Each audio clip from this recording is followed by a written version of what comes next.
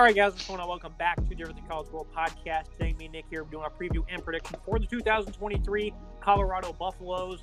A lot of turnover in this program, Nick. You know, when they were looking for a head coach following the departure of Carl Dorrell, we felt that an alum would probably be best for this program. But I think they got even better in Deion Sanders, you know, a guy who's a great mentor for young men, an elite recruiter. All eyes are on this program all of a sudden, and they're going to expect immediate success. Not so much fans of the program, but more so fans of college football and followers of Deion Sanders. I think they've done a great job with this staff, and they've had a very good offseason. And obviously, Deion's going to get all the headlines, but I think what he did at the coordinator positions are also highly notable for the more advanced football fans.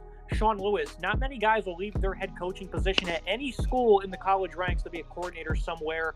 Lewis leaves Kent State, where he was a pretty solid head coach there over the past couple of seasons, to be the offensive play caller here in the Pac-12 for the Buffaloes. And then Charles Kelly spent the last 4 seasons at Alabama. He was also at Florida State for a little bit. He's been all over high-end Power 5 programs. He's going to also take a nod down to be the defensive play caller here for Colorado. You know, what do you make of this staff? Because Deion Sanders, he said, I'm coming, and this is a complete roster overhaul. I think the coordinator positions, again, very impressive on top of what Deion's going to provide. What do you make of this offseason so far for Colorado, at least from a coaching staff standpoint? Certainly is interesting from a coaching staff standpoint. I think this is a very solid staff that he's put together. I mean, like I said, if you're leaving a Power 5 head coaching role to become a coordinator, you know, that's got to be a pretty damn good job to be taking, to take a kind of a lateral move on, or even a backwards move, some might say. You know, Sean Lewis was at Kent State. He wasn't blown Kent State, right? They did finish first in the MAC Eastern Conference 2 years ago in 2021. They finished second the year before that in 2020, the COVID-shortened year. They lost a bowl game. He won a bowl game in 2019. So this was a respectable program that they were putting together out in Kent.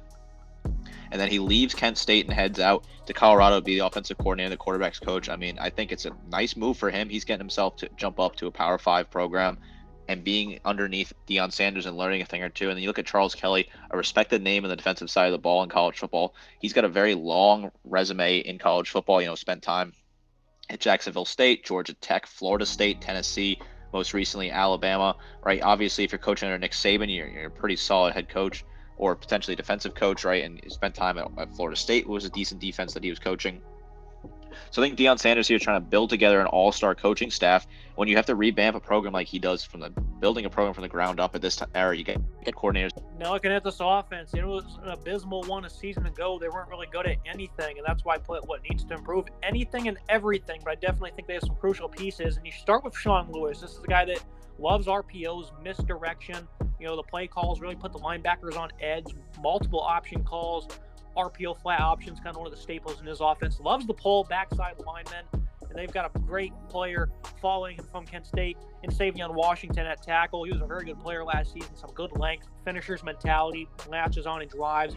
Needs some better technique and quickness, but at 6'8", 342, this was a guy that really stood out on tape last year, especially when they played the Georgia Bulldogs. All eyes were on him, especially this offseason when people were going through looking at some tape. They picked up 2 nice running backs, Kavasier Smoke, a quick runner with some good foot speed. He was a reliable number 2 at Kentucky, 1,400-plus yards. Not really effective this past year, but that was really hard to do with that Wildcat offensive line. But they also picked up Alton McGaskill here late in the cycle. Nearly 1K rushing yards, 16 touchdowns in 2021 as a true freshman. Torn ACL last summer. This is a guy who's a patient runner, really sets up blocks well. Plenty of physicality at 6'1", 215.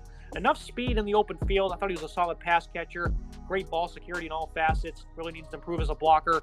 They also pick up 2 more weapons in Jimmy Horn and Xavier Weaver from USF. Horn, guy has great speed, a phenomenal second year. Really electric in the open field at 5'10", 174. An athletic pass catcher. He's going to be a slot/special teamer guy. They even get him involved a little bit as a running back. Weaver, a wider catch radius, some good body control. Can really track the ball with a good release. Nice route runner. He can separate and off coverage. Some of the weapons I just read off, Nick, these guys are going to be very crucial in trying to up 15 points per game last year in CFB. That's 127th in the nation. Obviously, at face value, there's some nice weapons. We'll get to Shedeur Sanders in a minute. But in terms of depth, it's still lacking. A lot of people are going to look at this roster at face value, and they're going to say it's pretty impressive. And I agree, especially if you're going to put Travis Hunter at wide receiver also. But depth is still lacking. That's one thing that needs to be pointed out. Great, that is certainly lacking. They did make a lot of moves in the portal. Obviously, Deion Sanders had to rebuild this program from the ground up. The offense was just pitiful last year. I mean, one of the worst in college football. 100 in yards per game, 127th in points per game. These are just poor numbers. He brings some talent here. I think Savion Washington is a very important piece to pick up at right tackle. The film on him is fantastic. You watch it, especially against, it's not just the film against the MAC opponents, like you said, it's the film against Georgia that is very impressive. You look at the rest of the film, not at all Savion Washington piece to have at right tackle. He plays in it perfectly. I think they do a lot of work on the offensive line, but they also keep in some guys. Van Wells will stay at center. He's a solid piece. Program for a year, has some experience. And you look at the wide receivers. If they play Travis Hunter at wide receiver, that's another weapon to add to the pot. I think Travis Hunter is certainly better suited as a defensive piece, and that's probably where I'd put him if I was Coach Sanders. But I think that he has a lot of talent. You could certainly play him anywhere on the field. Xavier Weaver is a fantastic piece. Jimmy Horn as well. Jimmy Horn's got that all-around versatility that I love in a player. Can play special teams, can play on offense, kind of slot in that wide receiver F role. And when you have a nice back there in Kavavius Smoke, played that backup role at Kentucky, but he definitely is a speed to him. So I think that's a solid piece to add to this offense. A lot of pieces here that look really talented on paper. It's going to be, can they kind of play together and form a cohesion offense early on? Yeah, massive turnover. They lost 19 players. They did add 13. They lost 3 running backs. The biggest thing here is they lost 6 quarterbacks. Yes, they had Deion Sanders, who is not just Deion Sanders' son. This is a former 4-star quarterback, a very smart player, impressive arm, a nice tight window thrower, some good anticipation. He can stand tall and deliver, a really good runner. I think expectations are certainly be high for him. But depth behind him is not great, Nick. Ryan Staub, he's a true freshman. He's going to be the backup. You also get another impressive true freshman, Dylan Edwards, who's at running back. So it's nice to see them being able to attract some higher-level talent.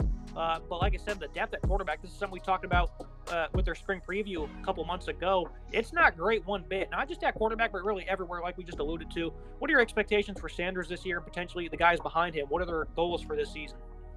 Sanders is a very talented quarterback. I think he makes a great move here up to the Power 5. Obviously people want to say, oh, it's just the last name. He's just moving to follow his father. I don't think so. I think he has the talent to compete at the Power 5 level. He's a really talented quarterback, versatile, unique piece in this offense. I think a great add and a great leader. The 71% completion percentage is certainly nice to see. The 40 touchdowns, 6 interceptions ratio is fantastic. Of course, you get concerned when you look at the rest of it, right? We're looking at a lot of freshmen on this quarterback depth chart. These guys are inexperienced, but they're high-level recruits coming out of high school that have a lot of potential. They're going to want to learn the offense. I think Ryan Staub potentially is a great player to have as a number 2. I get a little lacking that kind of veteran leadership in the quarterback room, but I think there is so much talent here to work with the guys they have in the quarterback room that they should be just fine. Yeah, the final grade for me is going to be a C+. I think they have a nice trio of receivers with Travis Hunter. The biggest question mark is going to be usage because two-way players in today's game really just don't seem to fit well. You've seen that with Adoree Jackson. He was a two-way player early on in his career, ended up just being a primary corner in his final season of ball. Miles Jack, another guy. There's plenty of players who have been two-way players, but eventually they just settle on one position. C+ for me. I do love all the talent they've been able to collect here. Some really good, notable football players, but depth is still going to be lacking. And once again, this was one of the worst offenses in college football the last couple of seasons. Cohesion's not going to be there immediately when it comes to piecing this offense together. I think the offensive line still has some big issues, even though they added Tyler Brown at guard from Jackson State, who was a great pass blocker, aggressive player for them. There's only about 2 players per position that really stand out. Washington, Brown up front. There's 2 receivers, a nice quarterback, and a couple of running backs. So there's not great depth on this offense, and I think chemistry is going to be hard to find, especially in this tough schedule year one. No experience together. And you got to kind of build that experience over a short offseason. I think this is a tough ask in year one. There is so much talent for the future, so I certainly think Colorado fans and college football fans as a whole could be really excited overall. I think year one, you got to pump the brakes a little bit with this offense and lower the expectations. Now looking at the defense, I knew this was going to be a poor unit last year. They allowed 31 points per game in 2021, and they ended up losing some really good football players, a lot of transfers, a handful of graduates. This is a team that had Mekhi Blackman, Mark Perry, and they also had Christian Gonzalez in the secondary at one point. Those guys all had pretty good seasons this past year for winning football teams. They were terrible, Nick. 130th in points per game allowed, 129th in yards. They were dead last in sacks of only 9 across 12 games, 131st in passing yards allowed. Top to bottom, it was awful, but I do love the vision here. Deion goes out. They lost 8 players. They added 18 players on this side of the ball. They really beefed up the defensive line. They did lose Taylor Upshaw late in the cycle. They also picked up Derek McClendon and Savell Smalls here of late, who was a former 5-star. Leonard Payne from Fresno State, a good run defender, some good drive and power, really slices through the gaps well versus lateral linemen. gauges leverage outside very well at 6'3", 308. Jordan Dominic, this was a massive addition from Arkansas. One of the top pass rushers in the SEC a season ago. He's a machine. You know, with a good spin move, a nice motor, versatile pass rusher. I love his potential. Shane Coates from Dartmouth. He was a good run stopper. Wasn't really that good of a tackler, so he definitely needs to beef up his fundamentals. Taj Alston from West Virginia. He was pretty quiet this past season, but he did have 11 tackle for loss and 5 sacks in 2021. So he's been productive in the past. Inconsistent player in his career, but overall really good run stopper. He is pretty solid in that area. So I definitely love the vision here for them to go out and beef up this trenches, because that's where it's going to start and that's where it's going to end. And I think in this cycle, they did a pretty good job of doing that. A lot of versatile talent here, Nick. I agree. There's some serious talent. I think Jordan Dominic is a fantastic piece to grab from Arkansas. Great pass rusher, gets after the quarterback. I love his speed. Great first move. I like the hands he's got in him. I mean, the stats speak himself. Solid piece to pick up. Taj Alston as well, fantastic piece to grab out of the portal. I think he's got some great experience, you know, double-digit tackles for loss this past season. So a very solid player to have there on this front seven. Shane Coates, I think he's got so much potential at defensive tackle. I think he was a great add. Leonard Payne as well, another great add to this team. So I think their front seven is getting better quickly. You know, this front seven had 9 sacks total last season for his Colorado defense. So they have a lot of room to improve here and a lot of room to grow. Yeah, and you look at linebacker, same thing. A lot of plug-and-play guys. Levante Bellamy coming over from Clemson, only 163 snaps in 4 years, has been coached by Brett Venables. Debo Swinas is certainly bringing over some leadership and expertise I think will be beneficial. Demoy Kennedy, same thing can be said with him. He follows Charles Kelly over from Alabama, a good runner and finisher with good lower body explosion, 6'3", 220. Neither of these guys have really seen the field in their careers so far, but they do come from high-profile schools. I think that's certainly important. Jeremiah Brown from Jackson State comes over, Brandon Grant also. So there's, again, a lot of turnover here. I think linebacker, those is going to be one of the weaker positions on this roster, even though all groups are kind of really iffy and the jury still be out on them. I don't think depth is going to be a premium here at all in the middle of this defense. I agree. I think depth is a little shoddy at linebacker. I think Demoy Kennedy is a great piece to add. Didn't quite work out in Tuscaloosa, but he's a really talented player who's got a lot of good. And his for him, Levante Bentley as well is a very solid piece to add. I love the experience that those two guys bring, coming from huge power programs under some great coaches that can kind of guide these guys in the past, and they move over to add a new experience and flair to this defense.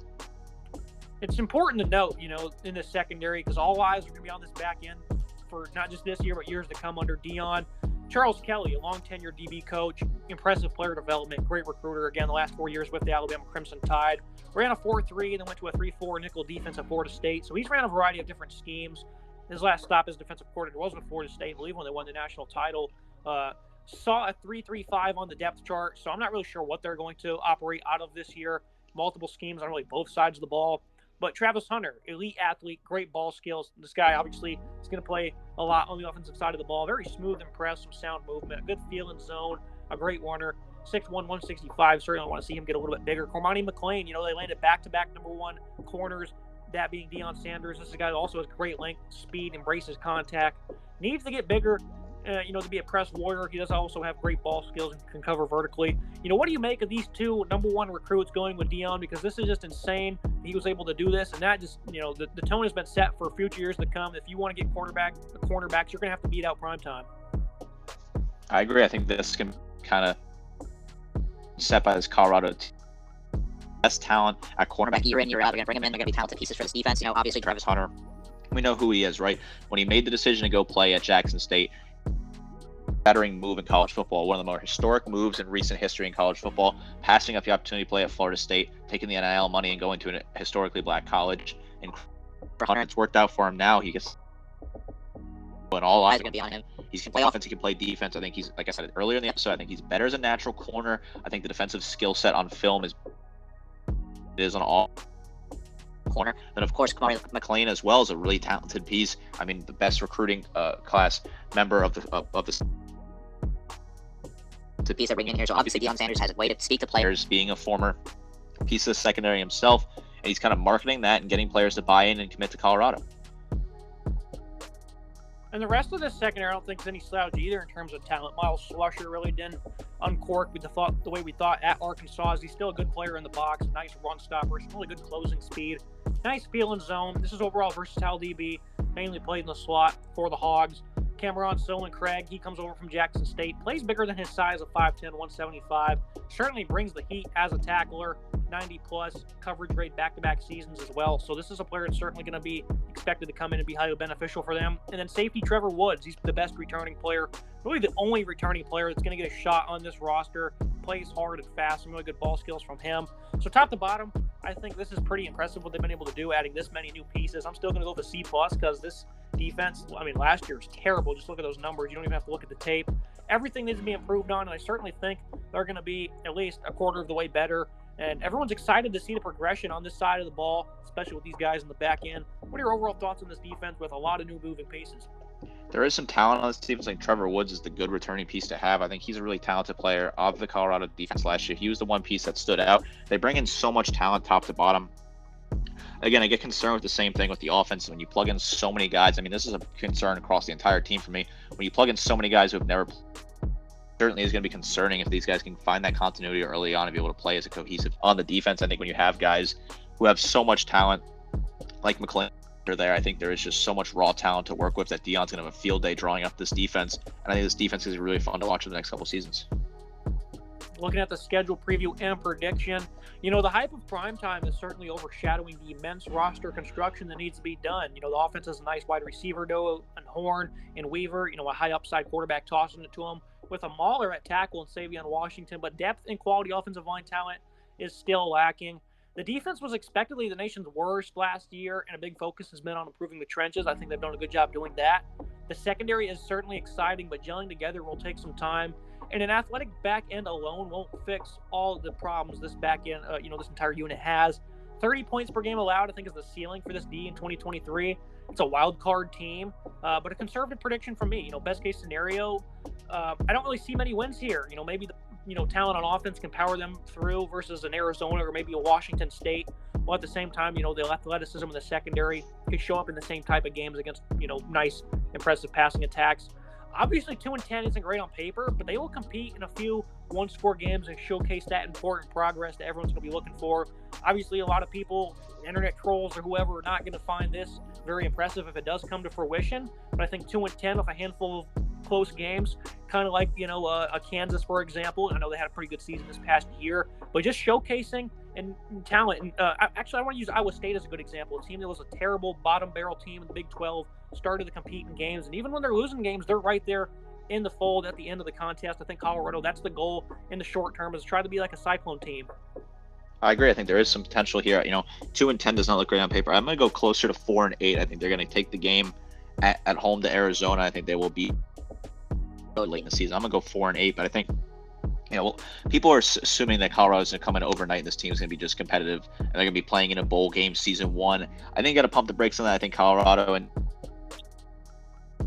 I think long term it's going to work out, but you can't see that roster and all the turnover and think they're going to be able to win 6, 7, 8 games in a season, in my opinion. You know, I think they will get at least 3. I think 4 is kind of where they're going to kind of max out for me. 2-10 is certainly possible as well. It's not an easy schedule. A non-conference is not, you know, a cupcake at TCU, hosting Nebraska. Of course, Nebraska has their own kind of question marks, but they're a better put together team for the here and now, in my opinion. And TCU as well has question marks, but that's a talented team when you look at the insides and outs of that team. So I think Colorado's going to be in for a long season in terms of wins and losses. But I think with the way that Deion Sanders is building this can't be a disappointment for me early on. I think Deion needs the time to build a program. People should not rush to be trigger happy and, you know, jump the gun with this team. It's going to take some time here to build this program. You can't do it overnight in college football. I think Deion has started to put the pieces together perfectly. Yeah, I mean, 2 tough home games in that first 6 that I'm really going to be eyeing against Nebraska. And then against USC, they are 0-16 all time against the Trojans. This is going to be their final crack at them, potentially for a very long time, as they're moving on to a different conference. So how are you feeling about this schedule overall, Nick? At least in the first 6, I think Nebraska and USC, those are going to be tone-setter games potentially. Are you going to see more bad, or are you going to see more good in these games, at least from a competitive standpoint? I think it is going to be more bad than good early on. I think there is some potential to kind of scare a team like Nebraska early on. But I think, you know, USC, Oregon, TCU, they're going to have their way with this Colorado team. I think early on, they're just going to be kind of discombobulated and struggle to find that footing and that cohesion offense and defense that they need to compete in this level. Yeah, I just remember in 2019, Colorado, they nearly pulled it off under another first-year head coach in Mel Tucker, losing to the Trojans by 4 in that game. So this will be interesting to see what happens with Colorado. Very high on this team. I think long-term, very interested to see what Deion Sanders does, as is everyone else. But I think this year, conservative prediction of 2-10.